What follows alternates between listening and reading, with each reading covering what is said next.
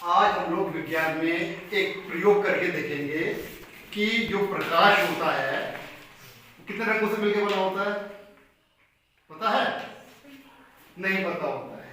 ठीक है, जो प्रकाश है हमें सफेद रंग का नजर आता है वो 7 कलरों से मिलकर बना होता है, 7 रंगों से, जिसे हम विबग्योर कहते हैं। क्या कहते हैं? विबग्योर। ठीक है, वॉयलेट यानी बैगनी, इंडिगो गहरा नीला, ब्लू नीला, ग्रीन हरा, येलो पीला, ऑरेंज नारंगी और रेड लाल। तो ये जो 7 रंग है मिलकर क्या बनाते हैं? श्वेत रंग का सूर्य का प्रकाश बनाते हैं। आज हम यही देखेंगे कि जो सूर्य का प्रकाश होता है वो 7 रंगों में होता है या नहीं होता है। तो हमें क्या करना है? पानी में दर्पण द्वारा सूर्य के प्रतिबिंब में रंगों की चाल का प्रभाव। जब हम सूर्य के प्रकाश को, ठीक है, हवा में रखते हैं, ठीक है, तो उसमें जो रंगों की चाल होती है वो एक समान होती है, तो हमें वो सफेद रंग का नजर आता है। अगर हम इसी जो सूर्य की रोशनी है इसको हम पानी में डालेंगे तो क्या होगा? पानी में जो होता है ये सभी रंगों की चाल क्या हो जाती है? अलग अलग हो जाती है और वो बिखर जाता है। कब? परावर्तन के बाद। ठीक है, तो हम 3 चीजें इसमें सीखेंगे कि अपवर्तन क्या होगा, परावर्तन क्या होगा और प्रकाश का विखंडन क्या होगा। तो प्रकाश का अपवर्तन क्या है? प्रकाश का अपवर्तन है जब हम इसको हवा से दूसरे माध्यम में भेजें। दूसरा माध्यम क्या हो गया? पानी। तो क्या होगा? जो प्रकाश है वो थोड़ा मुड़ जाता है। ठीक है, तो वही क्या कहलाता है? प्रकाश का अपवर्तन। अब आगे क्या होता है वो आप बड़ी क्लास में पढ़ेंगे, अब इतना ही समझ लिया अपवर्तन का मतलब क्या हो गया। जब हम प्रकाश को हवा से पानी के अंदर भेजते हैं तो वो थोड़ा सा अपनी डायरेक्शन बदल देते हैं। दूसरा है प्रकाश का परावर्तन। परावर्तन क्या होगा? किसी भी चिकनी सतह से प्रकाश टकराएगा तो वापस होगा, वही क्या है? प्रकाश का परावर्तन। और प्रकाश का विखंडन क्या है? इन 7 रंगों में टूटना, वो क्या कहलाएगा? प्रकाश का विखंडन। इसी से क्या काम बनता है? इंद्रधनुष। क्या बनता है? इंद्रधनुष देखा है आपने? कब होता है? जब पानी बरसता है और हल्का हल्की सूरज की रोशनी भी आ रही होती है, तो वो क्या करती है? सूरज की रोशनी जब प्रकाश की बूंदों पे पड़ती है तो वो 7 रंगों में तोड़ देती है प्रकाश को और इंद्रधनुष यानी 7 रंग का हमारा रेनबो बन जाता है।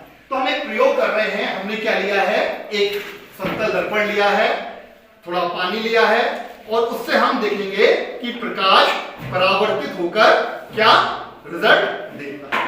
ठीक है, ये क्या है बेटा? पानी, और पानी में हमने क्या रखा है? शीशा। और देखो सूरज कहाँ पड़ रहा है? इसमें पड़ रहा है। तो सूरज ये हवा का माध्यम है ना, ठीक है, तो ये सूरज की किरण आ रही है, पानी से टकराएगी और थोड़ा मुड़ जाएगी, वो क्या हो गया? अपवर्तन। और वो टकराकर कहाँ पड़ रही होगी? इस कांच में पड़ रही होगी, क्योंकि हमारा पानी साफ है। और जो सूरज की रोशनी से पड़ के उल्टा जाएगी, अपना प्रतिबिंब बनाएगी, तो वो क्या हो गया? परावर्तन। यानी वो यहाँ से टकराएगी और टकराने के बाद कहीं मुड़ जाएगी। ठीक है, और वहां पर क्या दिख जाएगा? सूरज का भी प्रतिबिंब या जो भी चीज आ रही है किरण का प्रतिबिंब। तो ये सूरज की रोशनी आई, इससे टकराई और टकराने के बाद क्या हुआ? जादू। वहां देखो वो क्या है? सूरज की रोशनी की कैसी दिख रही है? बताओ, किरण कैसे दिख रही है? इंद्रधनुष दिख रहा है। एक तरफ लाल वाले रंग है, एक तरफ नीले वाले रंग है।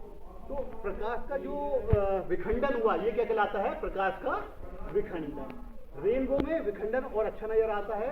ये हमारा केवल प्रयोग है, इसलिए केवल 3 मेन रंग नजर आ रहे हैं। तो आपको समझ में आ गया होगा कि प्रकाश का अपवर्तन क्या हुआ? प्रकाश टकराया, थोड़ा मुड़ा, वो क्या हुआ? प्रकाश का अपवर्तन।